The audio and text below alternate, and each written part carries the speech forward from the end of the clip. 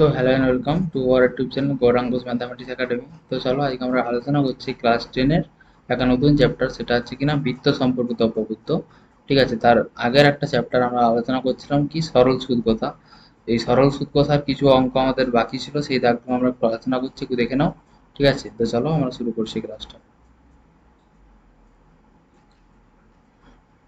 দেখো, 21-এর দাগের বিয়ের দাগ থেকে শুরু করছি। নিচের প্রশ্নগুলি সত্য না মিথ্যা সেগুলো লিখতে বলেছে। ঠিক আছে, দেখো আমরা ডেফিনেশন গুলো আগেই পড়েছিলাম যে যে ব্যক্তি ধার দেয়, যে ব্যক্তি ধার করেন তাকে কি বলা হচ্ছে না, অধবর্ণ। ঠিক আছে, অর্থাৎ আমি যদি কারো কাছে আমি টাকা ধার করি, সেখানে হচ্ছে আমি অধবর্ণ, আর যে টাকাটা দিল সে হচ্ছে উত্তবর্ণ। ঠিক আছে, তাহলে আমি অধবর্ণ হলাম, কারণ কি আমি টাকাটা ধার করেছি। ঠিক আছে, এটা হচ্ছে বলেছে কি সত্য না মিথ্যা, তাহলে সত্যই হবে, কারণ কি যে টাকা ধার করেছে অধবর্ণ, তাহলে সত্য। আসল ও শতকরা বার্ষিক সরল সুদের হার একই থাকলে মোট সুদ সময়ের সঙ্গে ব্যস্তানুপাতে পরিবর্তন হয়। দেখো, দেখো বলেছে আসল এবং বার্ষিক সরল সুদের হার মানে আর। ঠিক আছে, আসল হচ্ছে পি। দেখো,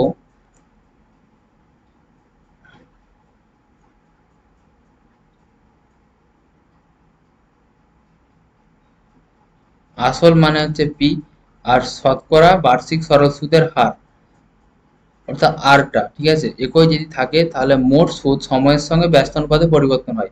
দেখো, মোট সুদ মানে হচ্ছে আই, সময়ের সঙ্গে, সময় হচ্ছে এখানে টি। দেখো, আয়ের সঙ্গে টি এর সম্পর্ক কি রয়েছে, এখানে সরল সমানুপাত রয়েছে, এখানে কি বলেছে ব্যস্তানুপাত। আমি লিখেছি দেখো, আয়ের সঙ্গে সমানুপাতে রয়েছে, সরল সমানুপাতে রয়েছে টি, তাই হচ্ছে আই সরল সমানুপাত টি। তার মানে হচ্ছে এটা মিথ্যা রয়েছে, কারণ কি ব্যস্তানুপাত রয়েছে। ঠিক আছে, সি এর একেরটা কি বলেছে দেখো, বলছে যে ব্যক্তি টাকা ধার দেন তাকে কি বলা হচ্ছে, এখানে ধার দিয়ে দিচ্ছিল সে হচ্ছে উত্তমন্য।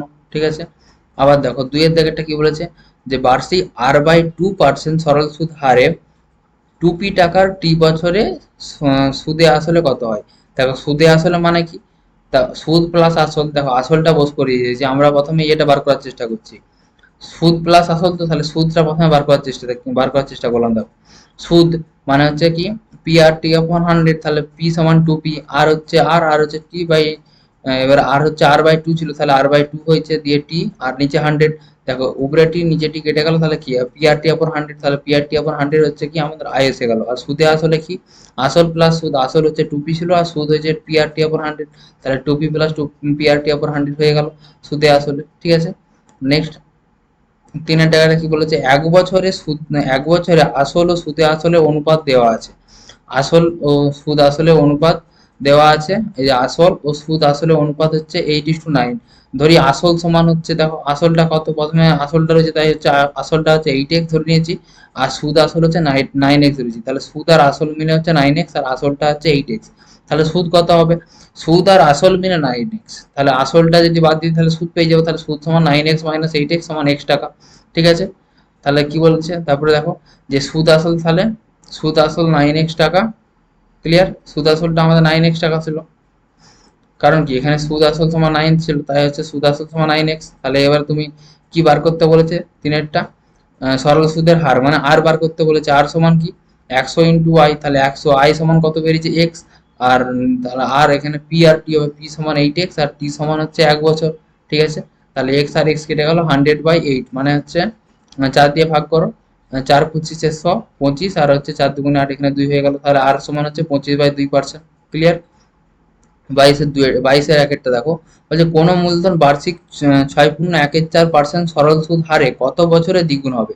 তাহলে দেখো, কত কোনো মূলধন বলে দিই, তাহলে মূলধনটা বলো না, এটা ধরে নিচ্ছি। তাহলে মূলধন পি সমান x টাকা, আর সমান হচ্ছে 6.14%, আর টি সমান টি বছর ধরে নিচ্ছি, কারণ কি কত বছরে বলেছে সেটাকে টি বছর ধরে নিচ্ছি। আর দেখো বলেছে দ্বিগুণ হবে, তার মানে আয়টা কত হচ্ছে, আয়ের উপরে দ্বিগুণ হচ্ছে, তাহলে আয়টা যদি দ্বিগুণ হয় সুদে আসলে হয়ে যাচ্ছে কত বছরে দ্বিগুণ হবে।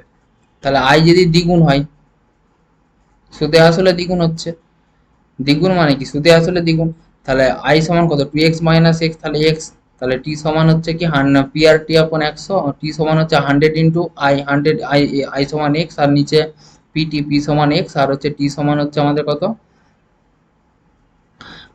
এই যে আর সমান হচ্ছে কত হচ্ছে 4×4 = 24, আর 25, 25/4 মানে 25, উপরে 4 চলে গেল। ঠিক আছে, তাহলে এক্স এক্স কেটে গেল, আর উপরে 25 আর নিচে উপরে 100 নিচে 25, তাহলে 4 25 তাহলে 4 × 4 সমান 16 বছর, অর্থাৎ 16 বছরে ওটা হচ্ছে দ্বিগুণ হবে। ঠিক আছে, নেক্সট 22-এর অঙ্কটা দেখো, বলছে বার্ষিক সরল সুদ হার 4% থেকে, বার্ষিক সরল সুদ হার 4% থেকে যে 3.14% হয়, অমলবাবুর বার্ষিক আয় 60 টাকা কম হয়েছে। ঠিক আছে, তাহলে আগে 4%-এর ক্ষেত্রে বার করবো, তারপরে 3%-এর ক্ষেত্রে বার করবো। দেখো প্রথম ক্ষেত্রে আসল সমান পি টাকা, আর সমান 4%, সময় টি ধরে নিয়েছে, আর বছর 1 বছর। কারণ কি বলেছে বার্ষিক, বলেছে সময়টা দেখো বার্ষিক বলা আছে, তখন 1 বছর হবে। তাহলে আই সমান কত হচ্ছে, আই সমান এখন দেখা যাচ্ছে যে পিআরটি ওপর 100 করে 4x ওপর 100 টাকা হয়ে গেল। ঠিক আছে, আর দ্বিতীয় ক্ষেত্রে আই সমান, এক্ষেত্রে দেখো পার্সেন্টেজটা চেঞ্জ হচ্ছে, এক্স একই রয়েছে, শুধু কি আরটা চেঞ্জ হয়েছে। আর সমান কত এখানে, না 3×3=4, তাহলে 3×4 = 12, 12×3 = 15/4, তাহলে পি আর হচ্ছে 15/4, আর টি সমান 1 বছর, আর নিচে 100, তাহলে 15x/100। এই দুটো আয়ের পার্থক্যটা মানে ডিফারেন্সটাই হচ্ছে আমাদের কত, 60 টাকা। ঠিক আছে, সেটাই দেখো আমরা করেছি এখানে, 1 মিনিট দেখে নাও।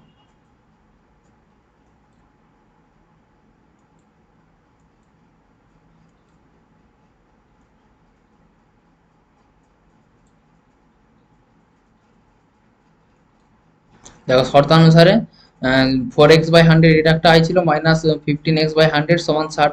ঠিক আছে, তাহলে আমাদের 100 আর 400 লসাগু বা এলসিএম কত হচ্ছে, এলসিএম হচ্ছে আমাদের 400 হলো, তাহলে 400 হয়ে গেল, দিয়ে 100-কে 400 দিয়ে ভাগ, 400-কে 100 দিয়ে ভাগ করলাম, তাহলে 4 × 4 = 16x, মাইনাস 400 এখানে রয়েছে, তাহলে 15x/100 সমান 60, তাহলে 16x মাইনাস x মানে x/100, 400 সমান 60, 60, তাহলে x সমান 4×4 = 24, 24-এর সঙ্গে 24-এর পরে 3টে ছিল, তাহলে কত হচ্ছে না 24,000। ঠিক আছে, নেক্সট 3-এর অঙ্কটা দেখো, কি বলেছে, শতকরা বার্ষিক সরল সুদের হার কত হলে কোনো টাকার, মানে কি চেয়েছে, শতকরা বার্ষিক সরল সুদের হার অর্থাৎ আরটা চেয়েছে, কত হলে কোনো টাকার, যে আবার কোনো টাকার মানে ধরে নিবে পি টাকা, 4 বছরে সুদে 4 বছরে সুদ আসলের হচ্ছে কত, 8/25 অংশ হবে। ঠিক আছে, তাহলে দেখো ধরে নিচ্ছি আসল সমান পি সমান এক্স টাকা, তাহলে সুদ সমান কত বলে, সুদ বলেছে আসলের 8/25, তাহলে 8x/25 টাকা।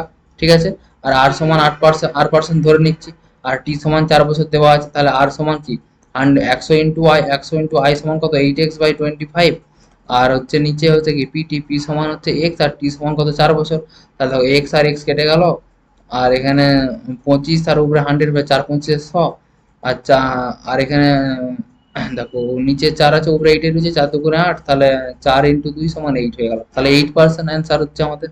ঠিক আছে, এটা হচ্ছে 3-এরটা। 4-এর অঙ্কটা করেইছি, তোমরা 5-এরটা সহজ হচ্ছে, বাড়িতে করবে।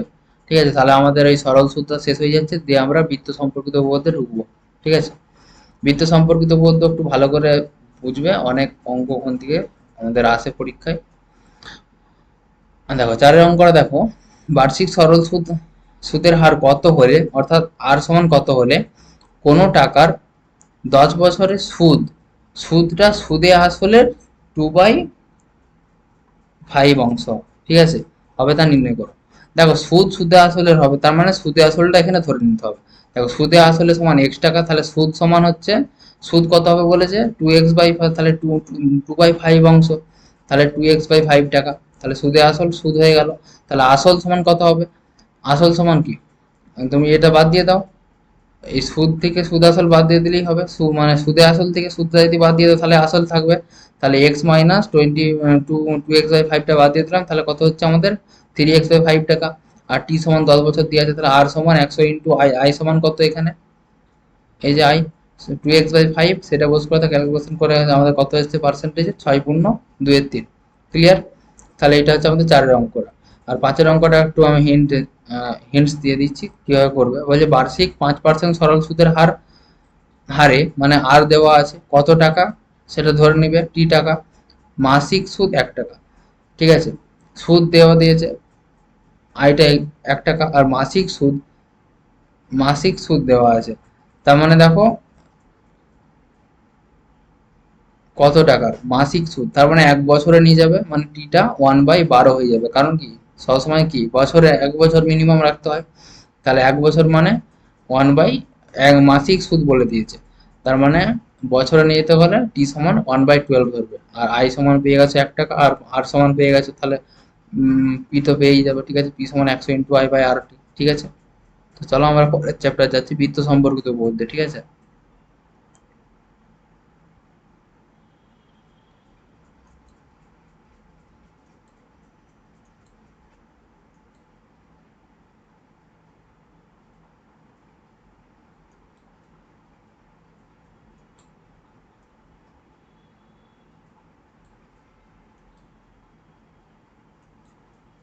দেখো বৃত্ত সম্পর্কিত উপপাদ্য, প্রথমে অনেকগুলো ডেফিনেশন জানতে হবে, ঠিক আছে। দেখো বৃত্ত সম্পর্কিত উপপাদ্য, ঠিক আছে। বলছে বৃত্ত খাতার তলটিকে তিনটি অংশে বিভক্ত করে। একটা তুমি যদি বৃত্ত আঁকো, সেটা হচ্ছে বৃত্ত, যদি এটাকে যে বৃত্ত ধরা হয়, এই যে একটা বৃত্ত, সেই বৃত্তটা বৃত্তের ভিতরের অংশ একটা হয়, এই যে এখানটা হচ্ছে একটা ভিতরের অংশ। আর বৃত্ত মানে এই যে যেটা হচ্ছে ঘুরেছে, এটা হচ্ছে বলা হয় বৃত্ত। আর একটা হচ্ছে বৃত্তের বাইরের অংশ, ঠিক আছে। তাহলে বৃত্তের কটা অংশ? বৃত্তের তিনটা অংশ, একটা ভিতরের অংশ, একটা বাইরের অংশ, একটা বৃত্ত। ক্লিয়ার? নেক্সট, তাহলে বৃত্ত কাকে বলে, পরীক্ষায় ডেফিনেশন গুলো আসছে, ঠিক আছে। বলছে বৃত্ত হলে কি সমতলে অসংখ্য বিন্দুর সমষ্টি। কারণ কি, বৃত্ত হলো একটি সমতলে, বৃত্ত, দেখো এটা একটা সমতল, যেখানে তুমি আঁকছো একটা সমতল নিশ্চয়ই। তাহলে বৃত্ত হলে কি সমতলে অসংখ্য বিন্দুর সমষ্টি। দেখো অসংখ্য বিন্দু, কারণ কি বলছি, এখানে একটা বিন্দু, এখানে একটা বিন্দু, এখানে একটা বিন্দু, এখানে একটা বিন্দু, পরপর যোগ করে করে এই আমাদের রেখাটি তৈরি হয়েছে। তাই বলছে অসংখ্য বিন্দুর সমষ্টি, যারা প্রত্যেকে ওই সমতলে একটি নির্দিষ্ট বিন্দু থেকে সমদূরবর্তী। কারণ নির্দিষ্ট বিন্দু থেকে সমদূরত্ববর্তী বলতে কারণ কি, এই কেন্দ্র, এখানে একটা কেন্দ্র রয়েছে, সেই কেন্দ্র থেকে এখানটার দূরত্ব সমান, এখানটারও দূরত্ব সমান, এখান থেকে এখানটার দূরত্ব সমান, এখান থেকে এখানটার দূরত্ব সমান, অর্থাৎ এই কেন্দ্রটা থেকে এই যে লাস্টের যে বাউন্ডারিটা রয়েছে, এটার দূরত্ব সমান, ঠিক আছে। ওই নির্দিষ্ট বিন্দুটি হলো কেন্দ্র। ক্লিয়ার? Definition clear? ব্যাসার্ধ কাকে বলা আছে? বলছে কেন্দ্র থেকে বৃত্তের যে কোনো বিন্দু পর্যন্ত অঙ্কিত সরল রেখাংশ হলো ব্যাসার্ধ। দেখো বৃত্তের কেন্দ্র এটা, তাহলে ভাবো কেন্দ্র থেকে বৃত্তের যে কোনো বিন্দু পর্যন্ত, বৃত্তর বিন্দু এগুলো সব বিন্দু রয়েছে, তাহলে বৃত্তের কেন্দ্র থেকে যে কোনো বিন্দু এখানে একটা টানলে, এখান থেকে এখানে একটা টানলে, বা এখান থেকে এখানে একটা টানলে, বা এখান থেকে এখানে একটা টানলে, যে রেখাংশটি পাচ্ছি সেটা হচ্ছে ব্যাসার্ধ। ক্লিয়ার? ব্যাসার্ধ কাকে বলে। তারপরে জ্যা কাকে বলে, বলছে বৃত্তের উপরের যে কোনো দুটি বিন্দুর সংযোজক রেখাংশ ওই বৃত্তের জ্যা বলা হয়। বৃত্তের উপরে যে কোনো দুটো বিন্দু, এখানে একটা নাও, এখানে একটা নাও, আচ্ছা এখানে একটা নিলে, এখানে একটা নিলে, সেটা কেন্দ্র দিকে যাচ্ছে বা না যাচ্ছে কোনো দেখার দরকার নাই, সেটা হচ্ছে আমাদের যে, ঠিক আছে। বৃত্তের উপরের যে কোনো দুটি বিন্দুর সংযোগ রেখাংশ হলো ওই বৃত্তের যে, ঠিক আছে। ব্যাস কাকে বলা হচ্ছে, বলছে বৃত্তের কেন্দ্রগামী যাকে বলা হচ্ছে ব্যাস। কেন্দ্রগামী যদি যায়, এই জ্যাগুলো যদি হচ্ছে আমাদের এদিকে যাচ্ছে, এদিকে যাচ্ছে, ওদিকে যাচ্ছে, কিছু হচ্ছে না, ঠিক আছে। যদি কেন্দ্র বরাবর চলে যায়, এই যে এটা কাহো কেন্দ্র বরাবর গেছে, ঠিক আছে, তাই এটাকে বলা হচ্ছে জ্যা, ঠিক আছে। এগুলো হচ্ছে তোমার ব্যাস, এটা হচ্ছে ব্যাস, কারণ কি এটা কেন্দ্র বরাবর গেছে। আর জ্যা কোনগুলো, এগুলো হচ্ছে জ্যা, কারণ কি কেন্দ্র বরাবর যায়নি, তাই এটা হচ্ছে জ্যা। বৃত্তের কেন্দ্রগামী যাকেই বলা হচ্ছে ব্যাস, ঠিক আছে। যেহেতু এটা কেন্দ্রগামী গেছে এবং বৃত্তের যে কোনো দুটো বিন্দুকে কি করেছে, টাচ করেছে, এই একটা বিন্দুকে, এই একটা বিন্দুকে, তার মানে জ্যা হচ্ছে। আবার জ্যা যদি কেন্দ্র বরাবর যায় সেটাকে বলা হচ্ছে ব্যাস, কেন্দ্র বরাবর গেছে, এখানটায় কেন্দ্র রয়েছে, ঠিক আছে। তাই হচ্ছে বৃত্তের কেন্দ্রগামী যাকে বলা হয় ব্যাস। ক্লিয়ার? তারপরে দেখো বৃত্তচাপ। বৃত্তচাপ কি বলছে, বলছে বৃত্তের টুকরোকে বৃত্তচাপ বলা হয়। কারণ কি, বৃত্তের এই যে একটা বৃত্ত, এটা হচ্ছে কেটে দিয়েছি এখানটা, ঠিক আছে, তার মানে একটা টুকরো হয়ে গেল। তুমি একটা জামা কেটে কেটে তাহলে কি বলা হয়, জামার টুকরো, ঠিক আছে। সেরকম বলছে বৃত্তের টুকরোকে বৃত্তচাপ বলা হয়। বৃত্তচাপ লেখা হয় এইভাবে, এই যে এক্স আর ওয়াই আমরা ধরে নিয়েছি, এটা একটা বৃত্তচাপ, এটা একটা বৃত্তচাপ, তো এটা হচ্ছে আমাদের বৃত্তচাপ একটা, ঠিক আছে। ছোট দৈর্ঘ্যের চাপটিকে বলা হচ্ছে উপচাপ, এটাকে বলা হচ্ছে উপচাপ, আর এটাকে বলা হচ্ছে অধিচাপ। ক্লিয়ার? কারণ কি, উপচাপ, কারণ কি এটা হচ্ছে ছোট তাই এটাকে বলা হয় উপচাপ, আর এটা হচ্ছে বড় তাই এটাকে বলা হচ্ছে অধিচাপ। ক্লিয়ার? একটা হচ্ছে মেজর মেজর আর্ক, আর একটা হচ্ছে বলা হচ্ছে মাইনর আর্ক, ঠিক আছে। তাহলে বৃত্তের বৃহত্তম চাপই পরিধি, কারণ কি এটা যেহেতু বড় সবচেয়ে, এটাকে বলা হয় পরিধি, ঠিক আছে। সেরকম যেহেতু তাহলে বৃত্ত একটা পরিধি, বৃত্তটা তৈরি হয়েছে কি, এইটা দ্বারা হচ্ছে বৃত্তটা তৈরি হয়েছে, তাই এটাকে বলা হচ্ছে বৃত্তের পরিধি। ক্লিয়ার? তাহলে বৃত্তের বৃহত্তম চাপ হচ্ছে আমাদের পরিধি। নেক্সট হচ্ছে বৃত্তাংশ কাকে বলা হচ্ছে। বৃত্তাংশ মানে কি, বৃত্তের অংশ। বলছে কোনো বৃত্তের একটি জ্যা এবং একটি চাপ দ্বারা উৎপন্ন, কোনো বৃত্তের একটি জ্যা, এখানে এই বৃত্তচাপ আর বৃত্তকোণ আমি সহজ ট্রিক বলে দেবো কিভাবে মনে রাখতে হবে, ঠিক আছে।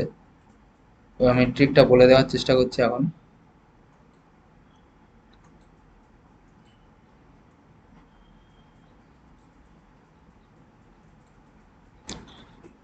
বৃত্তাংশ যেটা বলছে যে কোনো বৃত্তের একটি জ্যা এবং একটি চাপ, একটি জ্যা, ঠিক আছে। জ্যা কোনটা আমরা বোঝালাম এখানে, জ্যা। তো জ্যা হচ্ছে কেন্দ্র বরাবরও যেতে পারে আর কেন্দ্র না বরাবরও যেতে পারে। কোনো বৃত্তের একটি জ্যা এবং একটি চাপ, চাপ বলতে কি, এই যে বৃত্তচাপটা কাকে বললাম, যে এইটা একটা বৃত্ত, যেটা হচ্ছে বৃত্তের একটা অংশ। আমরা এটাকে যদি কেটে দিই তার মানে একটা বৃত্তচাপ তৈরি হলো। অর্থাৎ এই যে একটা চাপ, বৃত্তচাপ, এবং একটা জ্যা, এই যে একটা জ্যা যেটা কেন্দ্র বরাবর গেছে, অর্থাৎ ব্যাসও বলতে পারি। অর্থাৎ বৃত্তের যে কোনো একটি জ্যা এবং একটি চাপ দ্বারা উৎপন্ন ক্ষেত্রকে বৃত্তাংশ বলা হয়, ঠিক আছে।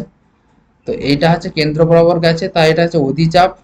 আর এটাকে বলা হচ্ছে উপচাপ, বা এখানটাকে বলা হচ্ছে অধিবৃত্তাংশ, আর এটাকে বলা হচ্ছে উপবৃত্তাংশ, ঠিক আছে। এবারে যদি কোনো একটা বড় উৎপন্ন হয়, তো কেন্দ্র বরাবর যদি না যায়, তার মানে একটা নিশ্চয়ই বড় হবে, একটা নিশ্চয়ই ছোট হবে। অর্থাৎ বড় বৃত্তাংশকে বলা হচ্ছে অধিবৃত্তাংশ, যেটাকে বলা হচ্ছে মেজর সেগমেন্ট, অ্যান্ড ছোট বৃত্তাংশটাকে বলা হচ্ছে উপবৃত্তাংশ বা মাইনর সেগমেন্ট। ক্লিয়ার? নেক্সট হচ্ছে বৃত্তকলা। দেখো, লক্ষ্য করলে বোঝা যাবে যে এখানে বলেছে কোনো বৃত্তের একটি জ্যা, আর এখানে কোনো বলেছে কি কোনো বৃত্তের দুটি ব্যাসার্ধ এবং বৃত্তচাপ, ব্যাসার্ধ আর বৃত্তচাপ, আর এখানে বলেছে জ্যা আর বৃত্তচাপ। তাহলে মনে রাখতে গেলে বৃত্তাংশ মানে হচ্ছে আমাদের দেখতে, বৃত্তাংশ মানে জ্যা আর হচ্ছে বৃত্তচাপ দ্বারা উৎপন্ন ক্ষেত্র, আর বৃত্তকলা হচ্ছে দুটো ব্যাসার্ধ এবং বৃত্তচাপ দ্বারা উৎপন্ন ক্ষেত্র, ঠিক আছে। এই দুটো একটু মনে রাখার ট্রিক। যে কোনো বৃত্তের দুটি ব্যাসার্ধ এবং বৃত্তচাপ দ্বারা সীমাবদ্ধ ক্ষেত্রকে বলা হচ্ছে বৃত্তকলা। ক্লিয়ার? এখানটা হচ্ছে দেখো দুটো ব্যাসার্ধ, কারণ কি এখানে একটা ব্যাসার্ধ রয়েছে, একটা ব্যাসার্ধ রয়েছে, তাহলে দুটো ব্যাসার্ধ এবং বৃত্তচাপ দ্বারা উৎপন্ন ক্ষেত্রফল, ক্ষেত্রকে বলা হচ্ছে বৃত্তকলা। অর্থাৎ ও এ বি হচ্ছে আমাদের বৃত্তকলা। ক্লিয়ার? নেক্সট আমরা অনুশীলনীতে চলে যাচ্ছি। কোষে দেখি 3.1, আরো দুটো ডেফিনেশন আছে।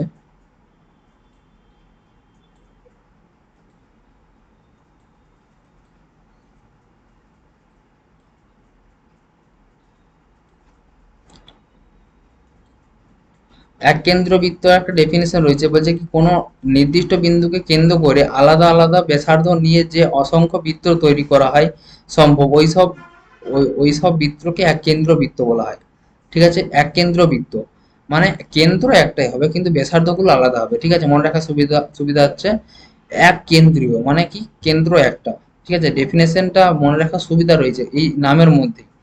কোনো একটি নির্দিষ্ট বিন্দু, এই যে একটা নির্দিষ্ট বিন্দু, একটি নির্দিষ্ট বিন্দুকে কেন্দ্র করে আলাদা আলাদা ব্যাসার্ধ, দেখো এ একটা ছোট ব্যাসার্ধ নিয়ে ছোট একটা বৃত্ত তৈরি হয়েছে, এ একটা বড় ব্যাসার্ধ নিয়ে বড় একটা বৃত্ত তৈরি হয়েছে। ক্লিয়ার?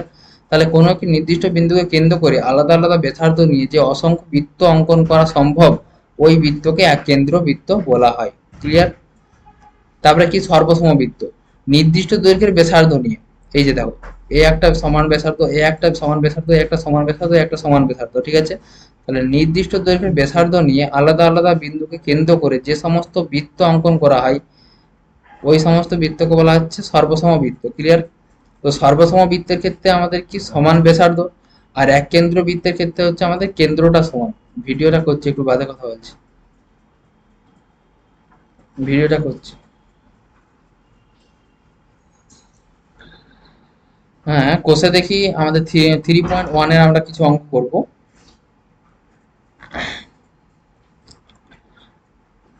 দেখো আমাদের একটা কি দিয়েছে, কোশ্চেন দেওয়া হচ্ছে, দেখো বৃত্তটা দেওয়া আছে, এক মিনিট। বলছে পাশের ও কেন্দ্র বৃত্তের ছবি দেখি এবং ছবিটা দেখতে বলেছে, দিয়ে কি নামটা দিয়েছে দেখো, পি এ কিউ বৃত্তাংশ। দেখো তখন যেগুলো পড়লাম বৃত্তাংশ, দেখো পি এ কিউ,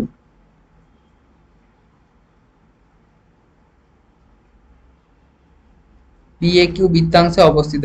বলছে পাশের ও কেন্দ্র বৃত্তের ছবি দেখি এবং কোন কোন ব্যাসার্ধ পি এ কিউ বৃত্তাংশে অবস্থিত লিখি। পি এ কিউ,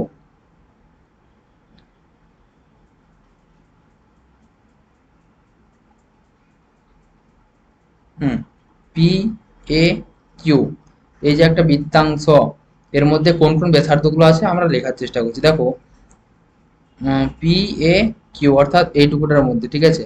দেখো অ্যাট ফার্স্ট ও এ একটা ব্যাসার্ধ, তাই ও এ লেখা আছে। তারপরে ওপি একটা ব্যাসার্ধ, ও বি একটা ব্যাসার্ধ, আর ও কিউ একটা ব্যাসার্ধ, ঠিক আছে। তাহলে এগুলো হচ্ছে আমাদের ব্যাসার্ধ। ক্লিয়ার? নেক্সট হচ্ছে আমাদের দুয়ের দাগের, এগুলো হচ্ছে কি, কি কি আমাদের শূন্যস্থান পূরণ করতে বলেছে। কি বলেছে, একটি বৃত্তে কতগুলো বিন্দু আছে। দেখো আমরা প্রথমে বলেছিলাম একটি বৃত্ত অসংখ্য বিন্দু নিয়ে গঠিত, তাহলে একটি বৃত্তে অসংখ্য বিন্দু রয়েছে। তারপরে কি বলছে, বৃত্তের বৃহত্তম জ্যা কাকে বলা হয়, বৃত্তের বৃহত্তম জ্যাকে কি বলা হয়, ব্যাসার্ধ। কারণ কি বৃত্তের বৃহত্তম যেটা কোন বরাবর যায়, কেন্দ্র বরাবর যায়, আর কেন্দ্র বরাবর গেলেই সেটা হচ্ছে আমাদের ব্যাসার্ধ, সরি ব্যাস। এই যে ব্যাস লেখা আছে, ঠিক আছে। তিনেরটা কি বলেছে, জ্যা বৃত্তাকার ক্ষেত্রকে দুটি ড্যাশে বিভক্ত করে, জ্যা বৃত্তাকার ক্ষেত্রকে দুটি বৃত্তাংশে বিভক্ত করে। এই যে একটা, এটা যদি একটা জ্যা হতো, তুমি এখানে একটা জ্যা টানলাম, ঠিক আছে, তাহলে উপরে একটা বৃত্তাংশ তৈরি হলো, নিচে একটা বৃত্তাংশ তৈরি হলো, উপরেরটা অধিবৃত্তাংশ, উপবৃত্তাংশ, নিচেরটা অধিবৃত্তাংশ, উপরটা ছোট তাই উপ, আর নিচেরটা বড় তাই অধিক। ক্লিয়ার, বৃত্তাংশে পরিণত করে।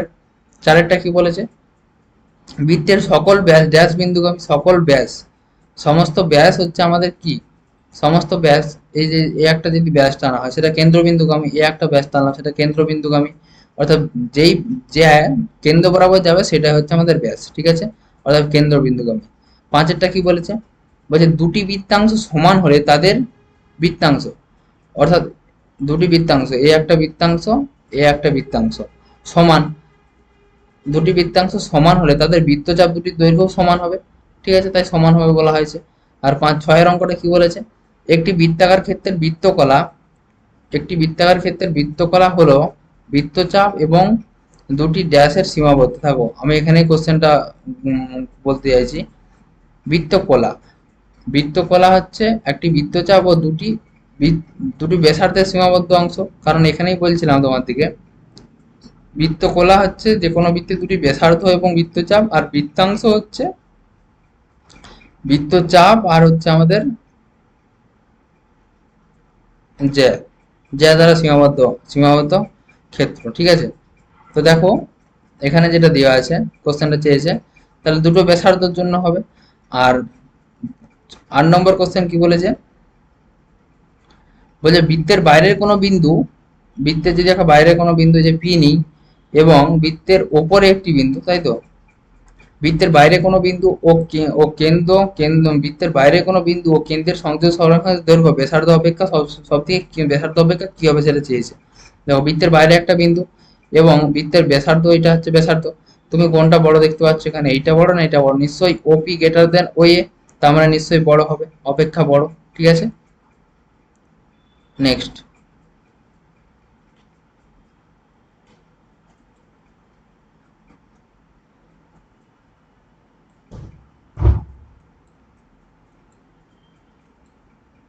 দেখো তিনে দেওয়ার কোশ্চেনটা কি বলছে, স্কেল ও পেন্সিল কম্পাসের সাহায্যে একটি বৃত্ত আঁকি। তোমরা হচ্ছে স্কেল এবং পেন্সিল আঁকবে, ঠিক আছে, আমি এটা লেটে পেনে করে এঁকেছি, ঠিক আছে। দিয়ে কি বলেছে, কেন্দ্রের জ্যা, ব্যাস, ব্যাসার্ধ, কেন্দ্র, অধিচাপ, উপচাপ আমাকে দেখাতে বলেছে। দেখো অ্যাট ফার্স্ট এটা একটা জ্যা, কেন্দ্র বরাবর যেহেতু যায়নি তাই জ্যা, ঠিক আছে। আর এটা হচ্ছে কেন্দ্র, তাই কেন্দ্র লেখা হয়েছে। আর ব্যাস হচ্ছে যেহেতু এই এটা একটা জ্যা, যেটা হচ্ছে কেন্দ্র বরাবর গেছে তাই হচ্ছে এটাকে হচ্ছে ব্যাস, আর এটা হচ্ছে ব্যাসার্ধ। আর এই যে টোটালটা তুমি এই জ্যাটার সাপেক্ষে, এই জ্যায়ের সাপেক্ষে এটা একটা জ্যা কি করে, একটি বৃত্তকে বৃত্তাংশে পরিণত করে, বৃত্তাংশে পরিণত করে। তো এখান থেকে এইটুকুটা এটা হচ্ছে উপচাপ, কারণ কি ছোট তাই উপচাপ।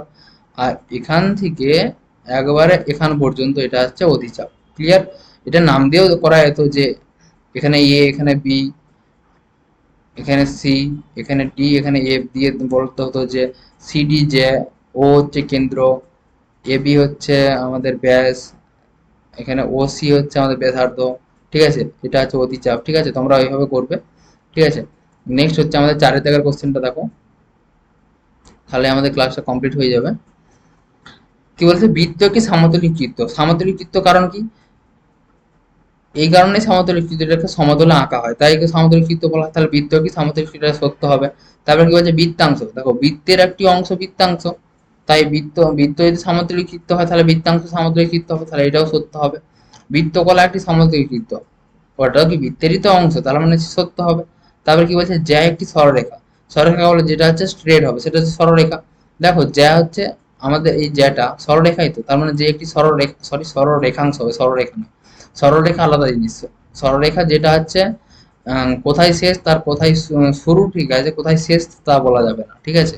কিন্তু সরলরেখাংশ মানে সরলরেখার একটা অংশ, অর্থাৎ এটা একটা সরলরেখার অংশ, তাই যে একটি সরলরেখাংশ, ক্লিয়ার, সত্য হবে। চাপ একটি সরলরেখাংশ, মিথ্যা, কারণ কি চাপ মানে কি, এই যে উপচাপ অতিচাপ এটা তো একটা গোল জিনিস, গোল জিনিস কি কোনোদিন সরলরেখা হয়? সরলরেখা হয় না, তার মানে চাপ একটি সরলরেখা নয়, এটা হচ্ছে কি মিথ্যা হবে। তাহলে সরলরেখা বলে দিয়েছে, রেখাংশ বলে তার মিথ্যা। তারপরে কি হচ্ছে, একটি বৃত্তের আহ, কি বলেছে, সসীম সংখ্যক জ্যা আছে একই দৈর্ঘ্যের, একটি বৃত্তের সসীম সংখ্যক জ্যা, দেখো তুমি অনেক জ্যা আঁকতে পারবে, এই একটা জ্যা আঁকতে পারলে, এখানে একটা জ্যা আঁকতে পারলে, এখানে একটা, এখানে একটা, এরকম অসংখ্য আঁকতে পারবে, ঠিক আছে। তার মানে সসীম নেই মানে কি অসীম সংখ্যক জ্যা রয়েছে, ঠিক আছে, তাহলে মানে এটা হচ্ছে আমাদের মিথ্যা। তারপরে কি বলছে, একটি বিন্দুকে কেন্দ্র করে একটি বৃত্ত অঙ্কন করা সম্ভব, দেখো এক কেন্দ্রীয় বৃত্তে কি বললে, একটি বিন্দুকে কেন্দ্র করে অনেকগুলো ব্যাসার্ধের মাপ নিয়ে অনেকগুলো বৃত্ত আঁকা যায়, সেটাই হচ্ছে এক কেন্দ্রীয় বৃত্ত। তাহলে একটি বিন্দুকে কেন্দ্র করে কি একটি বৃত্ত অঙ্কন করা সম্ভব? অসংখ্য বিন্দু, অসংখ্য বৃত্ত অঙ্কন করা সম্ভব, তার মানে এটা মিথ্যা। আর হচ্ছে কি, দুটি সর্বসম বৃত্তের ব্যাসার্ধ দৈর্ঘ্য সর্বদা সমান থাকে, এই যে সর্বসম বৃত্তে বলছিলাম ব্যাসার্ধগুলো সমান থাকে, তার মানে কি সর্বসম বৃত্তের ব্যাসার্ধগুলো সমান থাকে, তাই এটা সত্য হবে, ঠিক আছে। তো ক্লাসটা যদি ভালো লাগে অবশ্যই শেয়ার, সাবস্ক্রাইব, কমেন্ট করবে, ঠিক আছে। আর এইভাবে আমরা ক্লাস করতে থাকবো। তো চলো আজকে আমরা ক্লাসটা রাখলাম।